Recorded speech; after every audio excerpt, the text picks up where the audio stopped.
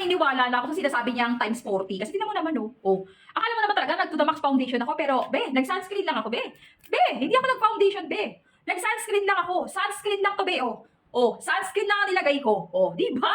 So, gusto nyo rin, lalagay ko yung mismong link dyan. Diyan ka mag-check out, be. Tignan mo naman, ano natabunan yung mga chismis sa pagmumukha ko. Tignan mo naman yung discrepancy ng sa mukha at sa leeg. Ang layo. Di ba?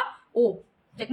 So, eto na nga, kakatapos ko lang talagang maghilamos para at least makita nyo maayos yung mismong ipipinish natin ngayon. Yung as in talagang ipipinish natin na product. Kasi sabi nga daw dito, ito yung nagtitrending ngayon na sunscreen dito kay TikTok. Yung sunscreen na talaga namang trending na naman ngayon. At pinagkakaguluhan ng karamihan. So, syempre, gaya-gaya tayo ba hindi tayo magpapatalo. Ito ay galing kay LBS, okay? LBS Milky Glota White times 4.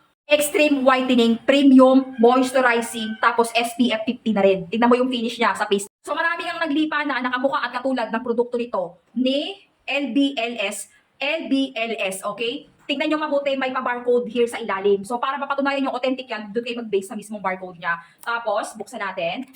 Tignan natin yung appearance ng mismong texture niya. So ayan siya. Ay! Tumalon na. Pink. Pink, pink. Pink. Okay? Tapos, eto yung paste natin. So, ayan, nakakatapos lang natin maghilamos. Maglalagay tayo na small amount ng ating sunscreen na to. In fairness, mabango siya. Titigan nyo mabuti yung appearance ng face natin na wala pang sunscreen at saka yung pag meron na. Para at least, makita nyo yung pagkakaiba. So, eto yung mismong finish niya. Uy, in fairness, ha? Blendable. Yun ang gusto natin. Yun talaga yung hinahanap ko. Yung blendable at hindi namumuo. Hindi rin sticky. At walang white cast. Ay, tingnan nyo naman. So makikita mo yung finish nito pagkatapos na natin may apply na maayos. Grabe ha, konting-konti lang yun kanina. Oh, pero natabunan yung mga chismis sa pagmumukha ko. Oh, di ba? Uy, grabe, parang sobrang puti naman. Oh, parang hindi naman na ako to. Ako pa ba to?